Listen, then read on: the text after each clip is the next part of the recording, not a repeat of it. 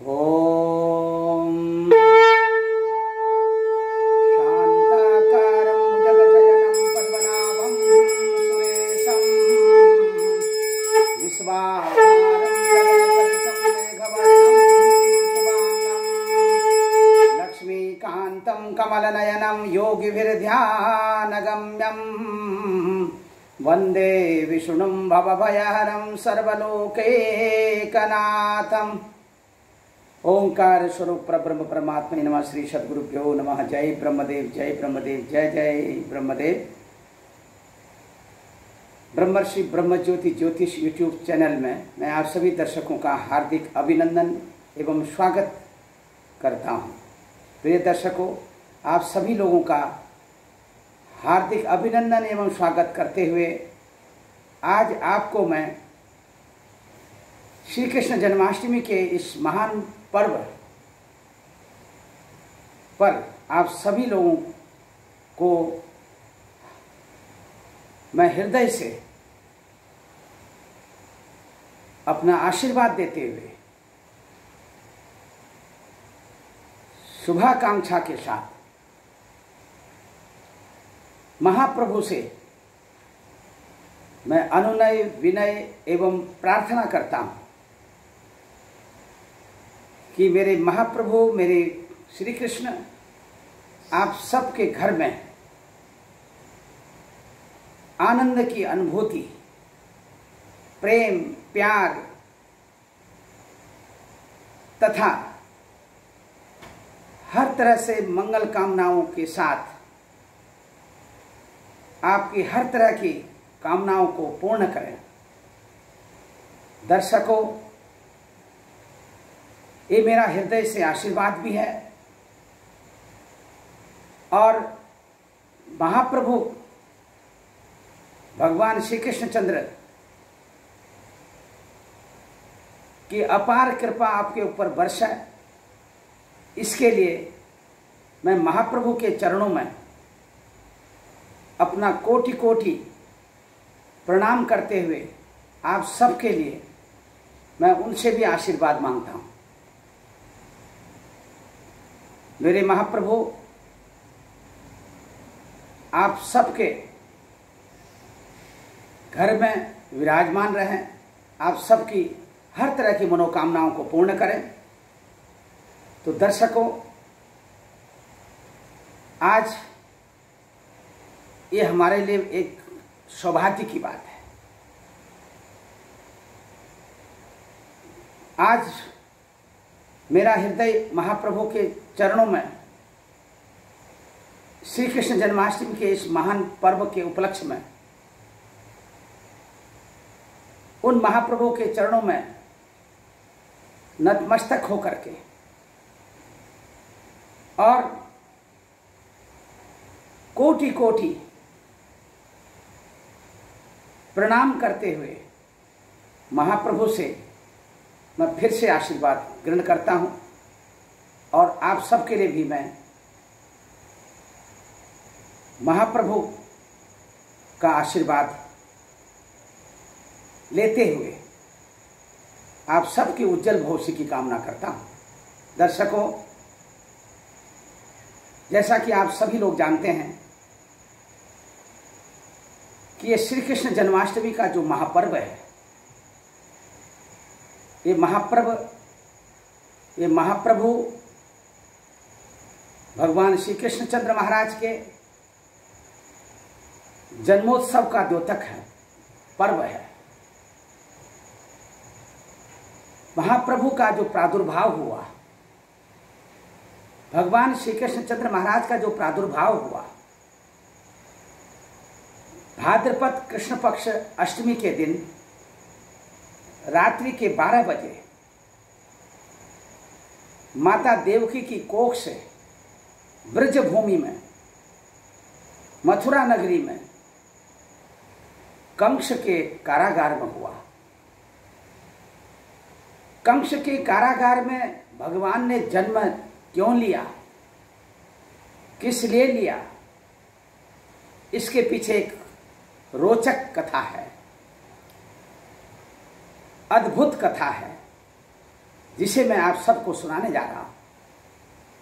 दर्शकों, मैं श्री कृष्ण जन्माष्टमी की ढेर सारी शुभकामनाएं आपको देता हूं।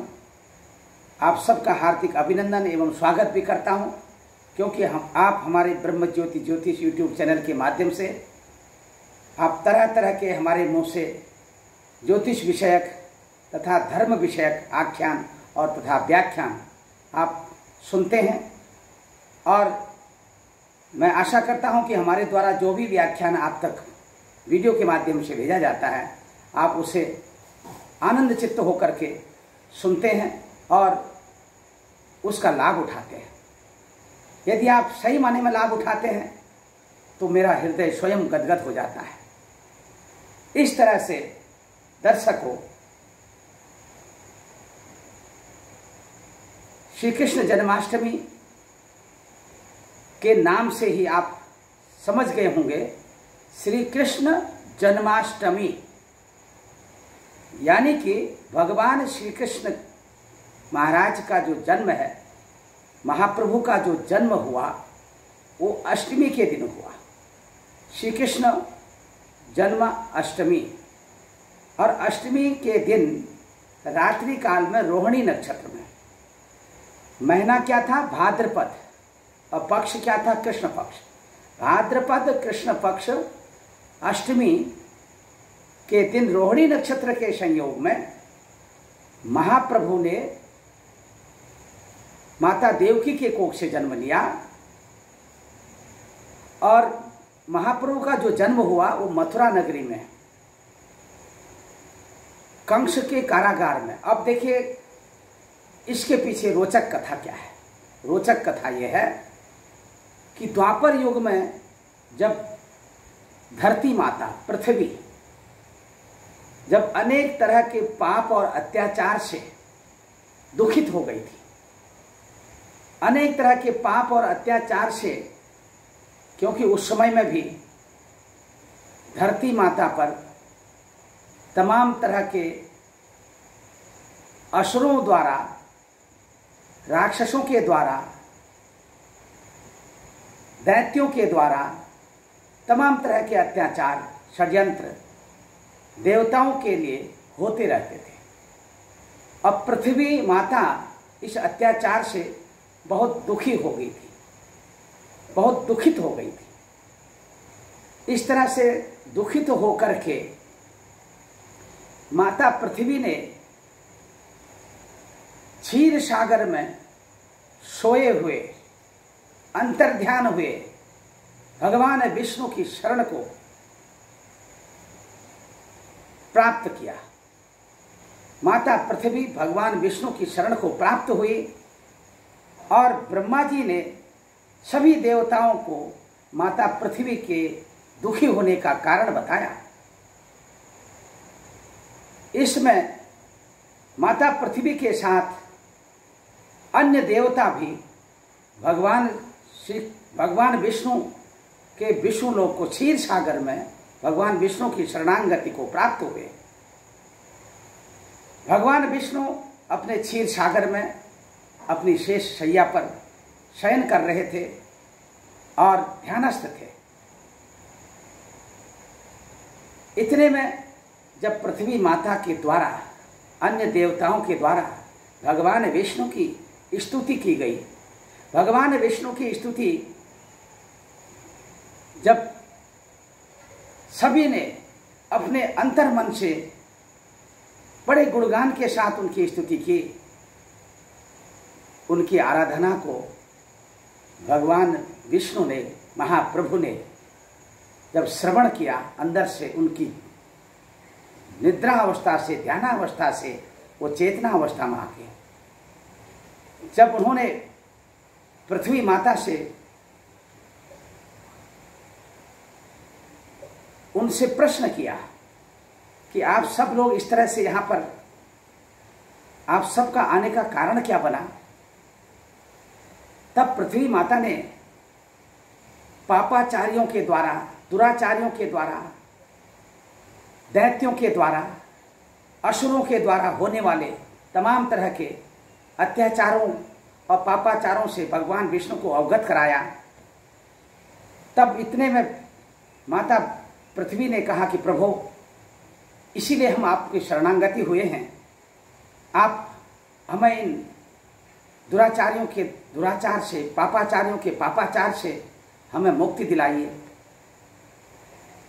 तब भगवान ने, महाप्रभु ने, भगवान विष्णु ने तब कहा कि आप सब लोग निश्चिंत रहें, मैं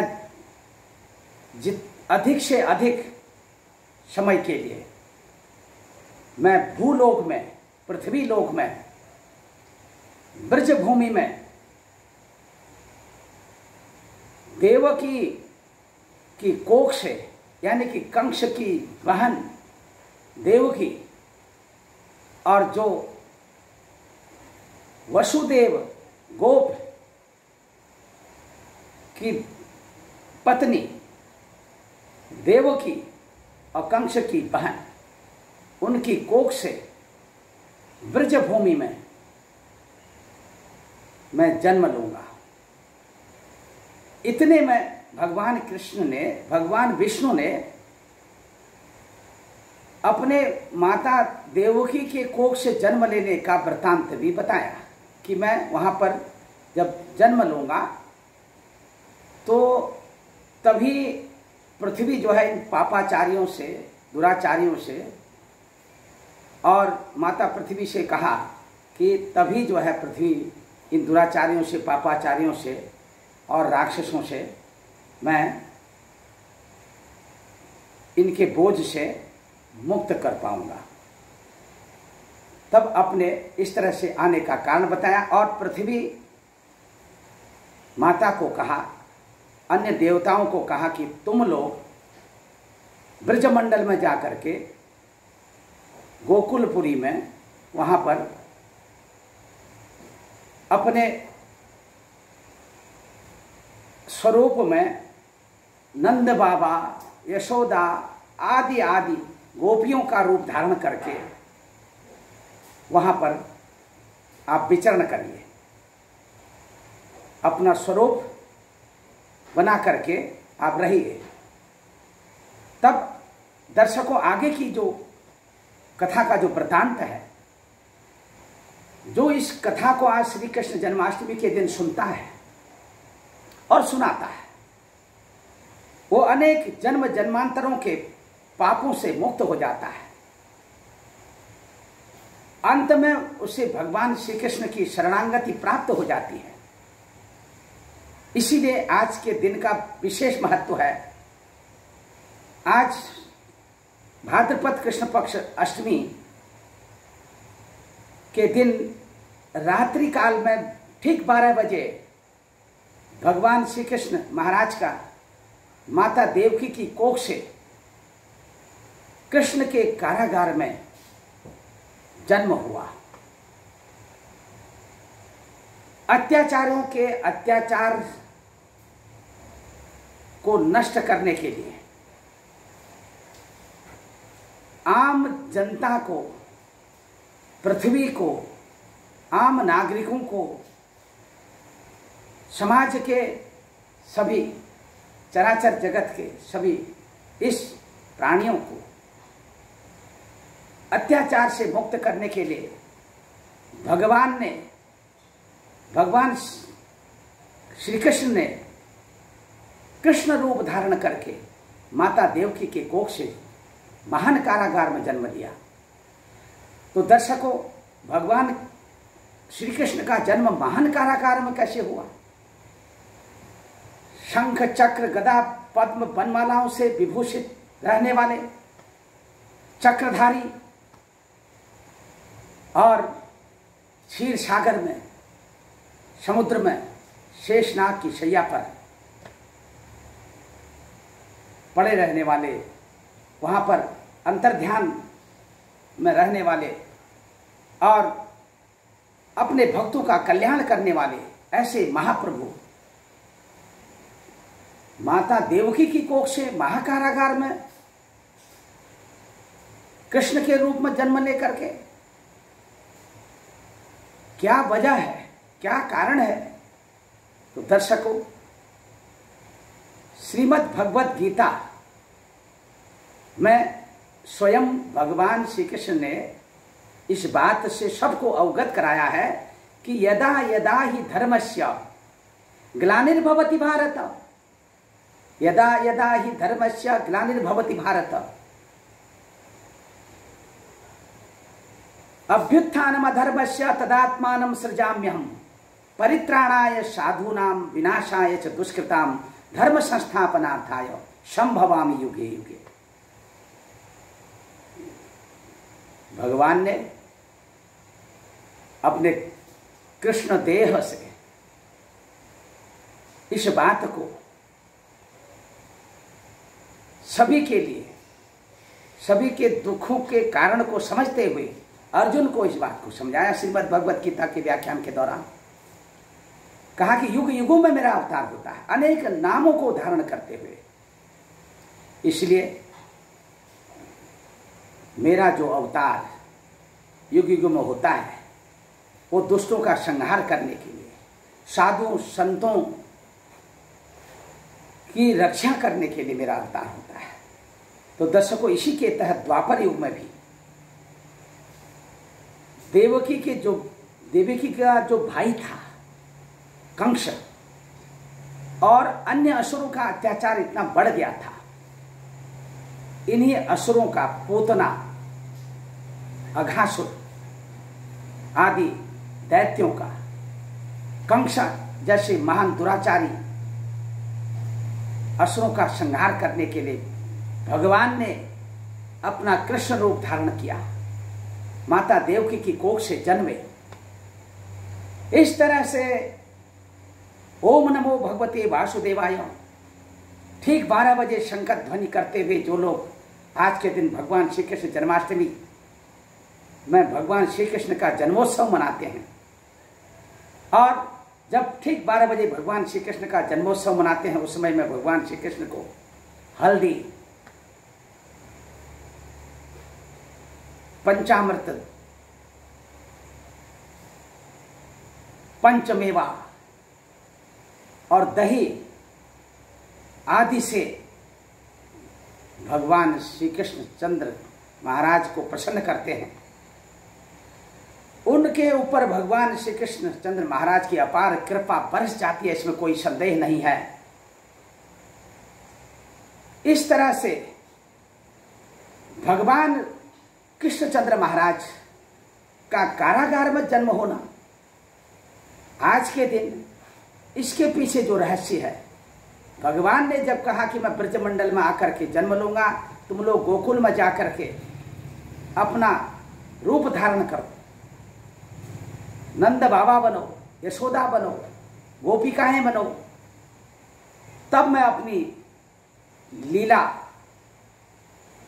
मेरा नाम लीलाधर पड़ेगा, अपनी अनेक लीलाओं से मैं सबका कल्याण करूंगा, सबका मन जो है मोहित करूंगा। इस तरह से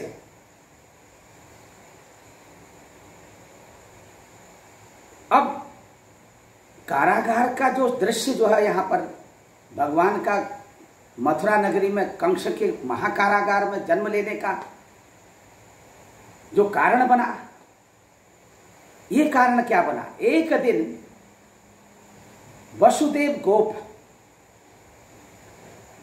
अपनी धर्मपत्नी देवकी तथा अपने साले कंस के साथ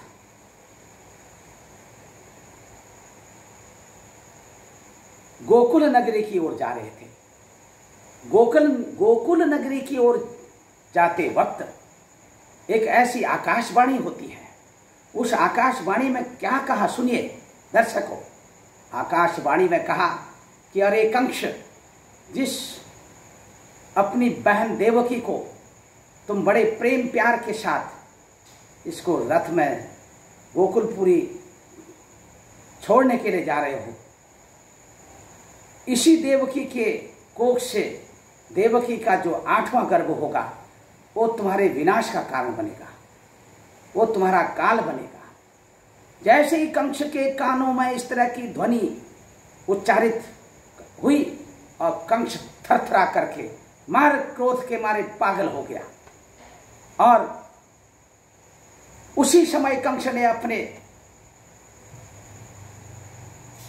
तलवार को निकाला, अपने कृपाण को निकाला और देवकी को मारने के लिए दौड़ा। कंस ने सोचा कि जो है इसका जो 8वां गर्भ होगा, जो मेरा काल बनेगा, इससे अच्छा मैं इसी की हत्या क्यों न कर दूं।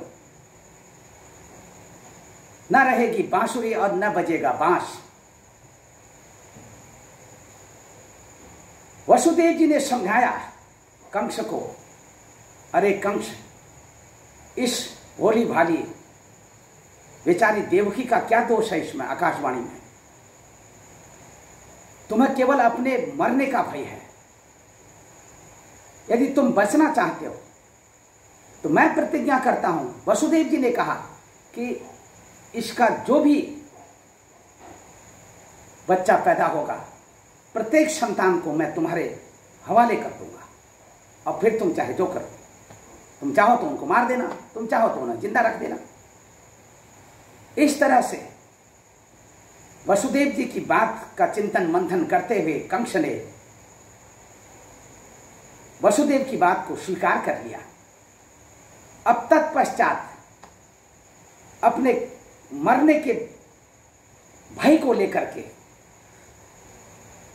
डर के मारे देवकी और वसुदेव अपनी बहन को और अपने जीजाजी को यानी कि वसुदेव जी को कंस ने मथुरा नगरी में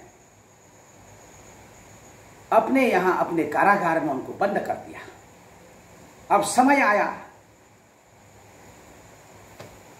एक एक करके जैसे देवकी गर्भवती होते गई, एक एक संतान, एक एक पुत्र देवकी की कोख से उत्पन्न होता गया और वसुदेव जी ने अपनी प्रतिज्ञा के अनुसार प्रत्येक बच्चे को, 7वें नंबर तक के बच्चे को कंस के हवाले करते गए और कंस उन्हें मारता गया। दुराचारी कंस को तनिक भी दया नहीं आई। अब कंस को डर था अपने 8 देवकी के कोख से जन्म लेने वाले 8वें संतान का। वही कंस का महाकाल था, कंस का काल। कंस ने क्या किया, देवकी और वसुदेव को महाकारागार में डाल दिया, सामान्य कारागार से, और चारों ओर से पहरेदारी कर दी। इस तरह से जब भाद्रपद कृष्ण पक्ष अष्टमी के दिन रोहिणी नक्षत्र का जब संयोग आया, भगवान का उस महाकारागार में देवकी के 8वें गर्भ के रूप में भगवान का जन्म हो गया। इसी खुशी में आज भाद्रपद कृष्ण पक्ष अष्टमी के दिन भगवान का जन्मोत्सव मनाया जाता है। श्री कृष्ण भगवान का जन्मोत्सव मनाया जाता है ताकि हमारे घर में प्रसन्न चित्त रहे, सभी लोग आनंद की अनुभूति करें, सभी के लिए मंगल कामना करते हुए सब लोग भगवान श्री कृष्ण को आज इसी खुशी में अपने घर दरबार भगवान कृष्ण का सजा करके, उनका आवाहन करके, पूजन करके, शंख ध्वनि के साथ, अनेक तरह के वाद्य यंत्रों के साथ रात्रि जागरण करें। 12 बजे, ठीक 12 बजे भगवान श्री कृष्ण का जन्मोत्सव मनाएं। इससे आपके घर में सुख शांति बढ़ेगी और संतति का लाभ मिलेगा। हर तरह से, अनेक तरह के कष्टों से आप छुटकारा पाएंगे। तो दर्शकों, जब भगवान श्री कृष्ण का प्रादुर्भाव हुआ माता देवकी की कोख से उस महान कारागार में, उस समय जब भगवान कृष्ण का प्रादुर्भाव हुआ, जन्म हुआ, सारे पहरेदार सोए हुए थे। इतने में भगवान कृष्ण ने, श्री कृष्ण भगवान ने अपना वह स्वरूप दिखाया, शंख चक्र गदा पद्म वनमालाओं से विभूषित सुंदर स्वरूप, और चारों तरफ से चकाचौंध रोशनी भगवान श्री कृष्ण के उस शरीरस्थ मंडल से वो रोशनी चारों ओर से सभी जगह यत्र तत्र सर्वत्र प्रकाशित, सब कुछ प्रकाशित होने लगा। माता देवकी ने और वसुदेव जी ने उस शंख चक्र गदा पद्म वनमालाओं से विभूषित भगवान विष्णु के उस स्वरूप को प्रणाम किया और स्वीकार किया। माता देवकी ने अपने पुत्र रूप में उन कृष्ण भगवान को और शंख चक्र गदा पद्म वनमालाओं से विभूषित उन चक्रधारी भगवान विष्णु ने कृष्ण रूप धारण करके माता देवकी को और वसुदेव जी को आदेश दिया, तुरंत आदेश दिया कि आप लोग गोकुल नगरी में जाओ, गोकुलपुरी में जाओ, मुझे मेरे इस बाल स्वरूप को लेकर के। और वहां पर माता भगवती का स्वरूप, माता यशोदा के कोख से भगवती ने वहां पर उनका प्रादुर्भाव हुआ है, उनका जन्म हुआ है। और आप वहां से, वहां हमको पहुंचा करके वहां से माता भगवती उस कन्या स्वरूप देवी को लेकर के यहां पहुंची। और तुरंत वसुदेव जी ने उनके आज्ञा का पालन किया। जैसे ही वसुदेव जी ने उनको अपने गोदी में लिया और तत्पश्चात बांस के बने हुए सूप में रख करके और भाद्रपद कृष्ण पक्ष अष्टमी रोहिणी नक्षत्र के योग में जन्म होने के पश्चात ठीक उसी समय मूसलाधार वर्षा हो रही थी, यमुना जी में इतनी बाढ़ आ रही थी। उस समय में घनघोर बारिश, उधर से भगवान कृष्ण वसुदेव जी के माथे में और सूप में रखे हुए, उधर से शेषनाग जो है भगवान कृष्ण की रक्षा के लिए ऊपर से अपने